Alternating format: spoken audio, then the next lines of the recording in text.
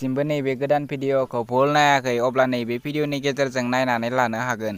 Hello लोगोफोर, नोंथांमोननि गेजेराव आरोबाव मोनसे गोदान भिडिअनि आपडेट लानानै फैलायबाय। नैबे गोदान भिडिअनि फुल आपडेटखौ मिथिनो थाखाय नैबे भिडिअखौ जोबजासिम नायनो नांगोन, होनब्लासो मिथिगोन दि दिनैनि बे गोदान भिडिअखौ बबे चेनेलाव होदों। लोगोफोर, नोंथांमोना आंनि चेनेलाव गोदानै हाबसनफैदोंब्ला आंनि चेनेलखौ साबस्क्राइब खालामनानै गालांदो। बेफोरबायदि गोदान भिडिअनि आपडेट मोनबाय थानो थाखाय। बिदिब्ला फैदो लोगोफोर दिनैनि बे गोदान भिडिअनि आपडेटनि सायाव। दिनैनि नैबे गोदान भिडिअनि आपडेटनि टाइटेलानो जादों गोरबोनि थार अननाय। लोगोफोर, दासिमहालागै नैबे गोदान भिडिअखौ नायाखै अब्ला बे भिडिअनि गेजेरजों नायनो लानो हागोन। नैबे भिडिअनि कास्टिंफोरानो जादों मिथि नार्जारि, बोदो दैमारि, गोमसार दैमारि। लोगोफोर, नैबे भिडिअआ जोबोरैनो मोजां जादों आरो बिथांमोना नैबे भिडिअखौ अलरेडि फुल आपल'ड खालामनानै होखाबाय।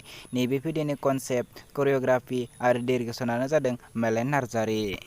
नैबे भिडिअआ जोबोरैनो मोजां जादों। बे भिडिअखौ फुल नायनो थाखाय बिथांमोननि गोमसार दैमारि भ्लग्स इउटुब चेनेलाव थांनो नांगोन।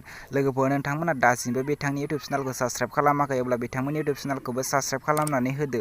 बिदिब्ला लोगोफोर, दिनैनि नैबे गोदान भिडिअनि गुसुं आपडेटआ बेखिनियानोसै। दासिमबो आंनि इउटुब चेनेलखौ साबस्क्राइब खालामाखै अब्ला आंनि इउटुब चेनेलखौ साबस्क्राइब खालामनानै होदो बेफोरबायदि गोदान भिडिअनि आपडेट मोनबाय थानो थाखै।